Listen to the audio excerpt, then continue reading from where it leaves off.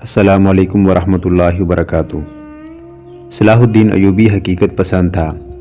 جذبات سے مغلوب ہو کر اس نے کبھی کوئی فیصلہ نہیں کیا تھا۔ جنگ کے متعلق اس نے کبھی نعرہ نہیں لگایا تھا۔ وہ دو ٹوک ہدایات دیا کرتا تھا۔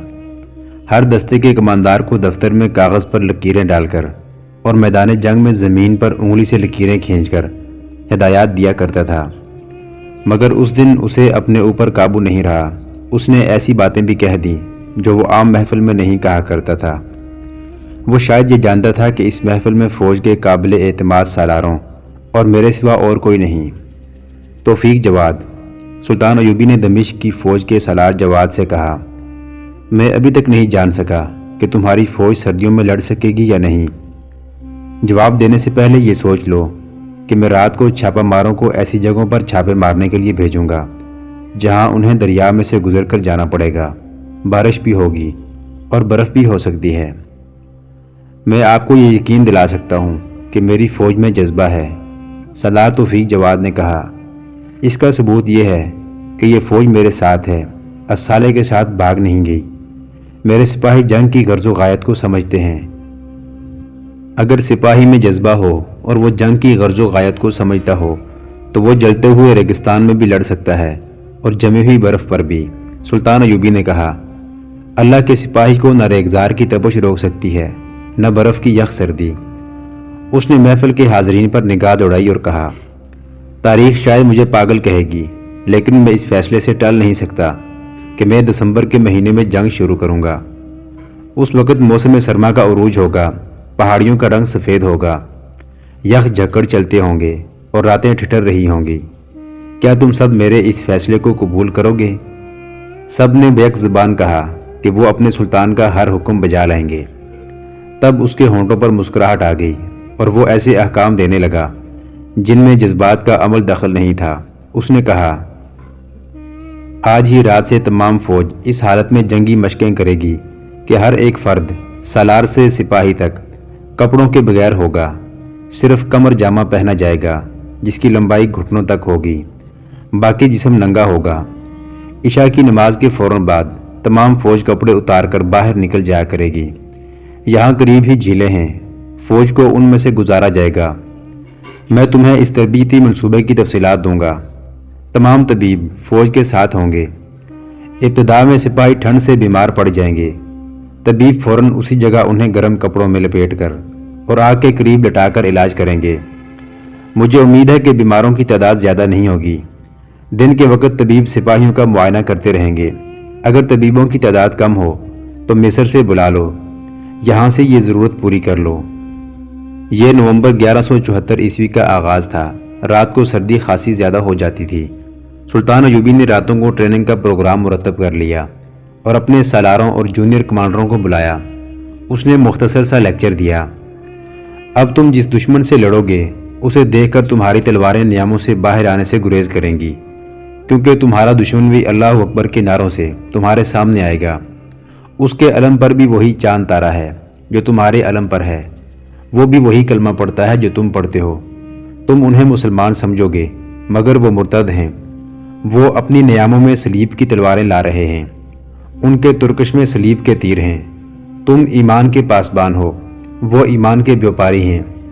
خود ساختہ سلطان الصالح بیت المال کا سونا اور خزانہ ساتھ لے گیا ہے اور اس نے قوم کی یہ دولت تریپولی کے صلیبی حکمران کو اس مقصد کے لیے دے دی ہے کہ وہ اسے جنگی مدد دے کر تمہیں شکست دے۔ یہ شکست تمہاری نہیں، اسلام کی شکست ہوگی۔ یہ خزانہ قوم کا ہے، قوم کی دی ہوئی زکوٰۃ کا ہے۔ یہ خزانہ شراب اور عیاشی میں بہہ رہا ہے اور اسی خزانے سے کفار کے ساتھ دوستانے گانٹھے جا رہے ہیں۔ کیا تم قومی خزانے کے چور کو اپنا سلطان تسلیم کرو گے؟ نہیں نہیں کے ساتھ کچھ آوازیں لعنت لعنت کی بھی سنائی دیں۔ سلطان ایوبی نے کہا، میں نے جن اصولوں پر مصر کی فوج تیار کر لی ہے وہی اصول تمہیں بتانا چاہتا ہوں۔ بنیادی اصول یہ ہے کہ دشمن کے انتظار میں اپنے گھروں میں نہ بیٹھے رہو۔ یہ کوئی اصول نہیں کہ دشمن حملہ کرے تو تم حملہ روکو۔ تمہیں یہ اصول قرآن نے دیا ہے کہ جنگ ہو تو لڑو، جنگ نہ ہو تو جنگ کی تیاری میں مصروف رہو۔ جو ہی تمہیں پتہ چلے کہ دشمن تم پر حملہ کرنے کی تیاری کر رہا ہے اس پر حملہ کر دو۔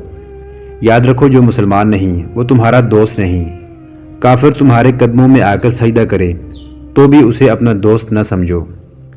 دوسرا بنیادی اصول یہ ہے کہ سلطنت اسلامیہ اور قوم کی آبرو کے پاسبان تم ہو۔ اگر تمہارے حکمران بے غیرت ہو جائیں، قوم بدکاری میں تباہ ہو جائے اور دشمن غالب آ جائے تو آنے والی نسلیں کہیں گی کہ اس قوم کی فوج نااہل اور کمزور تھی۔ یہ ہوتا آیا ہے اور ہوتا رہے گا کہ حکمرانوں کی بدعماریاں فوج کے حساب میں لکھی جاتی ہیں، کیونکہ فتح و شکست کا فیصلہ میدان جنگ میں ہوتا ہے۔ حکمرانوں کی عیش پسندی اور مفاد پرستی فوج کو کمزور کر چکی ہوتی ہے، پھر شکست کی ذمہ داری فوج کے کندھوں پر ڈال دی جاتی ہے۔ پھر کیوں نہ تم ابھی سے اپنے خلیفہ اور حکمرانوں کو ٹھکانے لگا دو جو تمہاری اور قوم کی ذلت و رسوائی کا باعث بن رہے ہیں۔ میں نہیں بتا سکتا کہ میں جس جنگ کی تیاری کر رہا ہوں وہ کیسی ہوگی، صرف یہ جانتا ہوں کہ وہ بڑی ہی سخت جنگ ہوگی۔ سخت ان معنوں میں کہ میں تمہیں انتہائی دشوار حالات میں لڑا رہا ہوں۔ دوسری مشکل یہ ہے کہ تمہاری تعداد کم ہوگی، اس کمی کو تم جذبے اور ایمان کی قوت سے پورا کرو گے۔ سلطان ایوبی نے انہیں یہ بھی بتایا کہ دشمن کے جاسوس ان کے درمیان موجود ہیں اور ان جاسوسوں کا طریقہ کار کیا ہے۔ اور تم یہ مت سوچو کہ صلاح الدین ایوبی مسلمان ہے۔ خلیفہ کا درجہ پیغمبر جتنا ہوتا ہے۔ نجم الدین ایوب کے اس مرتد بیٹے نے خلیفہ کو قصر خلافت سے نکال دیا ہے اور شام پر غاصبانہ قبضہ کر کے مصر اور شام کا بادشاہ بن گیا ہے۔ اگر تم خدا کے قہر سے بچنا چاہتے ہو، زلزلوں اور طوفانوں سے محفوظ رہنا چاہتے ہو، تو صلاح الدین ایوبی کو شرمناک شکست دے کر سلطنت کی گدی بحال کرو۔ یہ آواز ایک امیر کی تھی جو حلب میں اپنی فوج کو سلطان ایوبی کے خلاف بھڑکا رہا تھا۔ اس نے کہا، سردیوں کا موسم نکل جائے گا تو ہم دمشق پر حملہ کریں گے۔ اس دوران ہم فوج میں اضافہ کریں گے اور تم جنگ کی تیاری کرتے رہو گے۔ ذہنی تخریب کاری کے بغیر جنگ جیتنا بہت مشکل ہے۔ یہ آواز صلیبی فوج کے ایک مشیر کی تھی جسے ریمانڈ نے اسالے کے پاس بھیجا تھا۔ وہ کہہ رہا تھا، ہم تمہارے کسی شہر میں آ کر نہیں لڑیں گے، ہم مصر سے آنے والی کمک کو روکیں گے اور موقع دے کر سلطان ایوبی کو کہیں گھیرے میں لے لیں گے۔ آپ کی فوج دمشق پر حملہ کرے گی۔ سردیوں کے موسم میں نہ آپ حملہ کر سکتے ہیں نہ صلاح الدین ایوبی۔ آپ اس وقت سے فائدہ اٹھائیں۔ مجھے جو خطرہ نظر آ رہا ہے وہ یہ ہے کہ آپ کی قوم آپس میں لڑنے سے گریز کرے گی۔ آپ ان علاقوں میں جو آپ کے قبضے میں ہیں اپنی قوم کو صلاح الدین ایوبی کے خلاف بھڑکائیں۔ اس کا بہترین حربہ آپ کا مذہب اور قرآن ہے۔ اس مقصد کے لیے مذہب، قرآن اور مسجد کو استعمال کریں۔ ہم نے مسلمانوں میں یہ کمزوری دیکھی ہے کہ مذہب کے نام پر جلدی بھڑکتے ہیں۔ اگر آپ ہماری مدد کریں تو ہم آپ کو یہ تخریب کاری دمشق میں بھی کر کے دکھا دیں گے۔ یہ دیکھ کر میرا سر شرم سے جھک جاتا ہے کہ 5 سال گزر گئے ہیں، ہم سے ابھی صلاح الدین ایوبی قتل نہیں ہوا۔ یہ آواز فدائی قاتلوں یعنی حشیشین کے مرشد شیخ سنان کی تھی۔ وہ ان فدائیوں سے جنہیں سلطان ایوبی کے قتل کے لیے بھیجا جا رہا تھا کہہ رہا تھا، ایوبی پر ہمارے 4 حملے ناکام ہو چکے ہیں، ناکام بھی ایسے کہ ہمارے آدمی مارے گئے اور زندہ بھی پکڑے گئے۔ حسن بن صبا کی روح مجھ سے جواب مانگ رہی ہے، کیا تم اسے زہر نہیں دے سکتے؟ کہیں چھپ کر اسے تیر کا نشانہ نہیں بنا سکتے؟ کیا تم اپنی موت سے خوفزدہ ہو گئے ہو؟ اپنے حلف کو بھول گئے ہو؟ میں اب یہ نہیں سننا چاہتا کہ صلاح الدین ایوبی ابھی زندہ ہے۔ وہ زیادہ دیر زندہ نہیں رہے گا، ایک فدائی نے کہا، اور اس کے ساتھیوں نے اس کی تائید کی۔ سلطان ایوبی کی جو فوج مصر میں تھی اس کی کمان سلطان ایوبی کے بھائی العدل کے پاس تھی۔ سلطان ایوبی اسے یہ حکم دے آیا تھا کہ بھرتی تیز کر دے اور جنگی مشقیں جاری رکھے۔ اس نے العدل کو سوڈان کی طرف سے خبردار کیا تھا اور اسے بتایا تھا کہ سوڈان کی طرف سے معمولی سی بھی فوجی حرکت ہو تو وسیع پیمانے پر جنگی کارروائی کرے، اور سلطان ایوبی نے یہ بھی کہا تھا کہ وہ کمک اور رسد تیار رکھے۔ دمشق کی مہم کے متعلق کچھ نہیں کہا جا سکتا تھا کہ کیسی صورتحال پیدا کر دے۔ اب اس نے جو منصوبہ بنایا تھا اس کے لیے اسے کمک کی ضرورت تھی۔ جاسوس اور لڑکی نے اسے بتا دیا تھا کہ ریمانڈ مصر اور شام کے درمیان حائل ہو کر سلطان ایوبی کی کمک اور رسد روک لے گا۔ اس اطلاع کے پیش نظر اس نے کمک قبل از وقت منگوا کر اپنے ہاتھ میں رکھ لینا ضروری سمجھا۔ اس کمک کو سردیوں کی جنگ کی ٹریننگ کی بھی ضرورت تھی۔ اس نے ایک طویل پیغام کے ساتھ ایک قاصد قاہرہ بھیج دیا۔ اس نے العدل کو پیادہ اور سوار دستوں کی تعداد لکھی جو اسے درکار تھی۔ اور یہ ہدایت بھیجی کہ تمام فوج اکٹھی کوچ نہ کرے بلکہ چھوٹے چھوٹے دستے رات کے وقت ایک دوسرے سے دور دور نقل و حرکت کریں، دن کے وقت سفر نہ کیا جائے، حتی الامکان کمک کے کوچ کو خفیہ رکھا جائے۔ العادل اپنے بھائی کا ہی تربیت یافتہ تھا، اس نے پیغام ملتے ہی کمک روانہ کر دی اور اسے خفیہ رکھنے کا یہ انتظام کیا کہ فوج کے چند افراد کو عام مسافروں کے لباس میں اونٹوں پر سوار کر کے اس ہدایت کے ساتھ کمک کے راستے میں بھیج دیا کہ وہ دائیں بائیں دور دور چلتے رہیں اور کوئی مشکوک آدمی نظر آئے تو اس کی چھان بین کریں اور ضرورت محسوس ہو تو اسے پکڑ لیں۔ دمشق کے مضافات میں اس دور میں جنگل اور کھنڈالوں کا علاقہ ہوا کرتا تھا۔ وہاں ایک صدیوں پرانے قلعے کے کھنڈر تھے، اس کے اندر کبھی کوئی نہیں گیا تھا، رات کو لوگ اس کے قریب سے بھی نہیں گزرتے تھے۔ یہ چونکہ فوجی استعمال کے قابل نہیں رہا تھا اور تھا بھی بے موقع، اس لیے فوج نے اس کی طرف بھی توجہ نہیں دی تھی۔ سلطان ایوبی کے دور میں دمشق کے دفاع کے لیے ایک اور جگہ قلعہ تعمیر کر لیا گیا تھا۔ وہ پرانا قلعہ ناگوں والا قلعہ کہلاتا تھا۔ مشہور تھا کہ اس میں ناگوں کا ایک جوڑا رہتا ہے۔ ناگ اور ناگن کی عمر 1000 سال ہو چکی ہے۔ یہ بھی کہا جاتا تھا کہ یہ قلعہ سکندر اعظم نے بنایا تھا، اور یہ بھی کہ یہ دارا ایرانی کا بنایا ہوا ہے۔ بعض اسے بنی اسرائیل کی تعمیر کہتے تھے۔ اس میں تو اختلاف پایا جاتا ہے کہ یہ کس کی تعمیر تھی۔ ایک روایت کو سب سچ مانتے تھے، کہتے تھے کہ صدیاں گزری، یہاں فارس کا ایک بادشاہ آیا تھا، یہ جگہ اسے اتنی پسند آئی کہ یہاں اس نے یہ قلعہ تعمیر کیا۔ اس کے اندر اپنے لیے ایک خوشنما محل بنایا، مگر اسے آباد کرنے کو اس کی بیوی نہیں تھی۔ اسے کسی گڈریے کی بیٹی پسند آ گئی، اس لڑکی کا منگیتر بھی تھا۔ بادشاہ نے لڑکی کے ماں باپ کو بے بہا دولت دی اور ان سے لڑکی لے لی۔ منگیتر نے بادشاہ سے کہا کہ وہ اس قلعے میں کبھی آباد نہیں ہو سکے گا۔ بادشاہ نے اسے قلعے میں لے جا کر قتل کر دیا اور لاش اندر ہی کہیں دفن کر دی۔ لڑکی نے بادشاہ سے کہا کہ اس نے اس کا جسم خرید لیا ہے، اس کی روح آزاد ہو گئی ہے۔ پہلے روز ہی بادشاہ جب گڈریے کی بیٹی کو شاہانہ لباس پہنا کر محل میں داخل ہوا تو فرش بیٹھ گیا اور دیواروں کے ساتھ چھت نیچے آ گری۔ بادشاہ اور لڑکی ملبے میں دفن ہو گئے۔ بادشاہ کی فوج ملبہ ہٹانے لگی تو ملبے میں سے 2 ناگ نکلے۔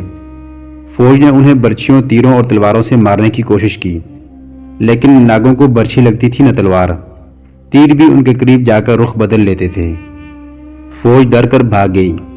یہ بھی مشہور تھا کہ اب بھی رات کو قلعے کے قریب سے گزرو تو ایک لڑکی گڈریوں کے لباس میں بھیڑ بکریاں چراتی نظر آتی ہے، کبھی کبھی ایک جوان آدمی بھی نظر آتا ہے۔ بہرحال سب مانتے تھے کہ اب قلعے میں جن اور پریاں رہتی ہیں۔ جن دنوں سلطان ایوبی خلیفہ اور امراء کے خلاف جنگ کی تیاریاں کر رہا تھا، دمشق میں یہ بات مشہور ہو گئی کہ ناگوں والے قلعے میں ایک بزرگ نمودار ہوا ہے، جو دعا کرتا ہے تو سب روگ دور ہو جاتے ہیں اور وہ آنے والے وقت کی خبریں بھی دیتا ہے۔ شہر میں کسی نے اس کی کرامات سنائی تھی جو فوراً مشہور ہو گئی۔ بعض نے اسے امام مہدی بھی کہا تھا۔ لوگ وہاں جانے کو بے چین ہونے لگے، لیکن ڈرتے تھے کہ یہ گڈریے کی بیٹی اور اس کے منگیتر یا فارس کے بادشاہ کی بدروح ہی نہ ہو، اور یہ جنوں اور بھوتوں کا فریب بھی ہو سکتا ہے۔ بعض لوگوں نے ذرا دور کھڑے ہو کر قلعے کو دیکھا تھا۔ 3-4 آدمیوں نے بتایا کہ انہوں نے سیاہ داڑھی اور سفید جوغے والے ایک آدمی کو قلعے سے باہر آتے اور فوراً ہی اندر جاتے دیکھا تھا۔ لوگوں کو اس بزرگ کی کرامات تو سنائی دیتی تھی، مگر ایسا کوئی آدمی نہیں ملتا تھا جس نے یہ کہا ہو کہ وہ قلعے کے اندر گیا اور اس کے لیے بزرگ نے دعا کی تھی۔ ایک روز سلطان ایوبی کے محافظ دستے کا ایک سپاہی ڈیوٹی کا وقت پورا کر کے کہیں باہر گھوم پھر رہا تھا۔ وہ وجیح اور خوبرو جوان تھا۔ محافظ دستے کے تمام جوان ایسے ہی تھے۔ سامنے سے نورانی چہرے والا ایک آدمی آ رہا تھا جس کی سیاہ داڑھی تھی اور سلیقے سے تراشی ہوئی تھی۔ اس کا چوغا سفید تھا اور سر پر نہایت دلکش امامہ، اس کے ہاتھ میں تسبیح تھی۔ محافظ سپاہی کے سامنے آ کر وہ رک گیا۔ سپاہی کی ٹھوڑی کو تھام کر ذرا اوپر اٹھایا اور دھیمی آواز میں کہا، مجھے غلطی نہیں لگ سکتی۔ تم کہاں کے رہنے والے ہو دوست؟ بغداد کا۔ سپاہی نے بڑے میٹھے لہجے میں کہا، آپ مجھے پہچانتے ہیں؟ ہاں دوست، میں تمہیں پہچانتا ہوں، سیاہ داڑھی والے نے حیرت کے لہجے میں کہا، مگر تم شاید اپنے آپ کو نہیں پہچانتے۔ سپاہی اس کی حیرت پر حیران ہوا اور اس کے بولنے کے انداز سے متاثر بھی ہوا۔ اگر اس آدمی کا چہرہ ایسا نورانی، اس کی داڑھی اتنی اچھی اور چوغا اتنا سفید نہ ہوتا تو سپاہی اسے کوئی دیوانہ یا مجذوب سمجھ کر ٹال دیتا، لیکن اس شخص کی آنکھوں حال ہو لیے اور سراپا نے اسے رکے رہنے پر مجبور کر دیا۔ اپنے پردادا کو جانتے ہو؟ کون تھا اور کیا تھا؟ اس شخص نے سپاہی سے پوچھا۔ نہیں، سپاہی نے جواب دیا۔ اور دادا کو؟ نہیں۔ تمہارا باپ زندہ ہے؟ نہیں، سپاہی نے جواب دیا۔ میں دودھ پینے کی عمر میں تھا جب وہ مر گیا تھا۔ ان میں بادشاہ کون تھا؟ سیاہ داڑھی والے نے پوچھا۔ پر دادا یا باپ؟ کوئی بھی نہیں، سپاہی نے جواب دیا۔ میں کسی شاہی خاندان کا فرد نہیں ہوں، سلطان صلاح الدین ایوبی کے محافظ دستے کا سپاہی ہوں۔ آپ کو شاید غلط فہمی ہوئی ہے، میری شکل و صورت شاید آپ کے کسی پرانے دوست سے ملتی جلتی ہے۔ اس شخص نے اس کی بات جیسے سنی ہی نہ ہو، اس کا ہاتھ پکڑ کر اس کے دائیں ہتھیلی کی لکیروں کو غور سے دیکھنے لگا، پھر اس کی آنکھوں میں چہرہ اس کے قریب کر کے جھانکا اور بڑی سنجیدہ اور کسی قدر حیرت زدہ آواز میں بولا، مجھے یہ تخت کس کا نظر آ رہا ہے؟ یہ تاج کس کا نظر آ رہا ہے؟ تمہاری آنکھوں میں وہ جاہ و جلال محفوظ ہے جو تم نے نہیں دیکھا۔ تمہارے دادا کے محافظ دستے میں 40 جوان تم جیسے تھے، آج تم اس انسان کے محافظ دستے کے سپاہی ہو جو تمہارے دادا کے تخت پر بیٹھا ہے۔ تمہیں کس نے بتایا ہے کہ تم شاہی خاندان کے فرد نہیں ہو؟ میرا علم مجھے دھوکہ نہیں دے سکتا، میری آنکھیں غلط نہیں دیکھ سکتی۔ تم نے شادی کر لی ہے؟ نہیں، سپاہی نے مرعوب ہو کر جواب دیا۔ اپنے خاندان کی ایک لڑکی کے ساتھ منگنی ہو گئی ہے؟ نہیں ہوگی، اس شخص نے کہا، یہ شادی نہیں ہوگی۔ کیوں؟ سپاہی نے گھبرا کر پوچھا۔ تمہاری روح کا ملاپ کہیں اور ہے، سیاہ داڑھی والے نے کہا، مگر وہ کہیں اور قید ہے۔ سنو دوست، تم مظلوم ہو، کسی کے فریب کا شکار ہو، تم گمراہ ہو، تمہارے خزانے پر سانپ بیٹھا ہے۔ وہ شہزادی ہے جو تمہاری راہ دیکھ رہی ہے، تمہیں کوئی بتا دے کہ وہ کہاں ہے تو تم جان کی بازی لگا کر اسے آزاد کرا لو گے۔ وہ چل پڑا۔ سپاہی نے اس کے پیچھے جا کر اسے روکا اور کہا، مجھے بتا کر جاؤ کہ آپ نے میرے ہاتھ اور میری آنکھوں میں کیا دیکھا ہے؟ آپ کون ہیں؟ کہاں سے آئے ہیں؟ آپ مجھے گمراہ اور پریشان کر چلے ہیں۔ میں کچھ بھی نہیں، اس شخص نے جواب دیا، جو کچھ ہے وہ میرے اللہ کی ذات ہے۔